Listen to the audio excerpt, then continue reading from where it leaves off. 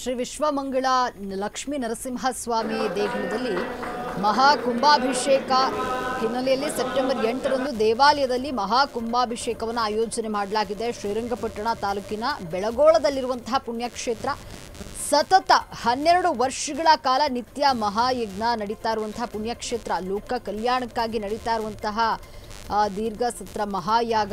ದೇಶದ ಏಕೈಕ ಪುಣ್ಯಕ್ಷೇತ್ರದಲ್ಲಿ ಸೆಪ್ಟೆಂಬರ್ 8 ಭಾನುವಾರ ಮಹಾ ಕುಂಭಾಭಿಷೇಕ ನಡೆಯಲಿದೆ. ಸೆಪ್ಟೆಂಬರ್ 7ರಂದು ಲಕ್ಷ್ಮೀ ನರಸಿಂಹಸ್ವಾಮಿಗೆ ಹಾರ ಪೂಜೆ, ಕಳಸ ಪೂಜೆ, ನಿತ್ಯ ಹೋಮ, ಪೂರ್ಣಾವತಿ ಪೂಜಾ ಕಾರ್ಯಕ್ರಮ ಆಯೋಜನೆ ಮಾಡಿದ್ದು ಸೆಪ್ಟೆಂಬರ್ 8ರ ಭಾನುವಾರ ಬೆಳಗ್ಗೆ 6:30ರಿಂದಲೇ ವಿಶೇಷ ಪೂಜೆ ಕೈಂಕರ್ಯ ಆರಂಭವಾಗುತ್ತೆ.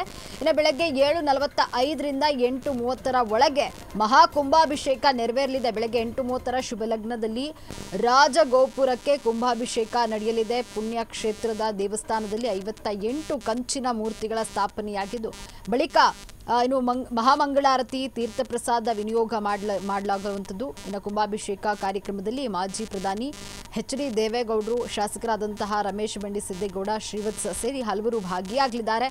ಮಂಡ್ಯದಲ್ಲಿ ಈ ಬಗ್ಗೆ ದೇವಸ್ಥಾನದ ವ್ಯವಸ್ಥಾಪಕ ಸಂತೋಷ ಆಚಾರ್ಯ ಹೇಳಿಕೆಯನ್ನ ನೀಡಿದ್ದಾರೆ.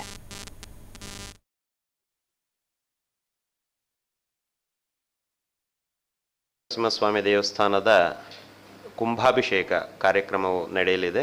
4ನೇ ತಾರೀಕು ಅಂದರೆ ನಿನ್ನೆ ಸಾಯಂಕಾಲದಿಂದ ಇದು ಪ್ರಾರಂಭ ಆಗಿದೆ. 8ನೇ ತಾರೀಕು ಬೆಳಗ್ಗೆ 7:45ರಿಂದ 8:30ರವರೆಗೆ ಈ ಸಂಪ್ರೋಕ್ಷಣ ಕಾರ್ಯಕ್ರಮ, ಕುಂಭಾಭಿಷೇಕದ ಕಾರ್ಯಕ್ರಮ ನಡೀತಾ ಇದೆ. 8ನೇ ತಾರೀಕಿನ ಕಾರ್ಯಕ್ರಮ ಬಂದು ಬೆಳಗ್ಗೆ 6 ಗಂಟೆಗೆ ಸುಪ್ರಭಾತ ಇರುತ್ತೆ. 6 ಗಂಟೆಯ ನಂತರ 6:15ಗೆ ದೇವತೆ ಒಂದು ಲಘು ಹೋಮ ಇರುತ್ತೆ. ಹೋಮದ ನಂತರ ಪೂರ್ಣಾಹುತಿಯನ್ನು ಮುಗಿಸಿ 7 ಗಂಟೆಗೆ ಕುಂಭವನ್ನು ತಗೊಳ್ತಾರೆ. ಒಂದು ಪೂರ್ಣ ಕುಂಭವನ್ನು ತಗೊಂಡು ಪೂರ್ತಿ ಒಂದು ದೇವಸ್ಥಾನದ ಪ್ರದಕ್ಷಿಣೆಯಾಗಿ ಬಂದು ಆ ಕುಂಭವನ್ನು 7:45ಗೆ ಆ ಸ್ಥಳಗಳಿಗೆ 24 ಜನ ಋತ್ವಿಜರಿದ್ದಾರೆ. ಆ ಸ್ಥಳಗಳಿಗೆ 4 ರಾಜಗೋಪುರ, ಒಳಗಡೆ ಗರ್ಭಗುಡಿ ಮತ್ತು ಗರ್ಭಗುಡಿಯ ಮೇಲಿನ ವಿಮಾನ ಗೋಪುರ, ಅಲ್ಲಿ ಹೋಗಿ ಕರೆಕ್ಟಾಗಿ 7:45ರಿಂದ 8:30ರವರೆಗೆ ಅದಕ್ಕೆ ಪ್ರೋಕ್ಷಣೆಯನ್ನು ಮಾಡ್ತಾರೆ, ಅಭಿಷೇಕವನ್ನು ಮಾಡ್ತಾರೆ. ಅವತ್ತಿನ ಕಾರ್ಯಕ್ರಮ ಮಾನ್ಯ ಮಾಜಿ ಪ್ರಧಾನಮಂತ್ರಿಗಳು ಎಚ್.ಡಿ. ದೇವೇಗೌಡರನ್ನು ಸಂಪರ್ಕ ಮಾಡಿದ್ದೀವಿ. ಅವರು ಬರ್ತೀನಿ, ಆರೋಗ್ಯ ಸ್ವಲ್ಪ ಇದಿದೆ, ಬರ್ತೀನಿ ಅಂತ ಹೇಳಿದ್ದಾರೆ. ಜೊತೆ ಕುಪೇಂದ್ರ ರೆಡ್ಡಿಯವರು ಖಂಡಿತ ಬರ್ತೀನಿ ಅಂತ ಹೇಳಿದ್ದಾರೆ, ಮಾಜಿ MP ಅವರು. ಹಾಗೆಯೇ ನಮ್ಮ ಶ್ರೀರಂಗಪಟ್ಟಣದ ಈಗಿನ ಜನಪ್ರಿಯ ಶಾಸಕರು ರಮೇಶ್ ಬಂಡಿ ಸಿದ್ದೇಗೌಡ ಅವರು ಬರ್ತಾರೆ.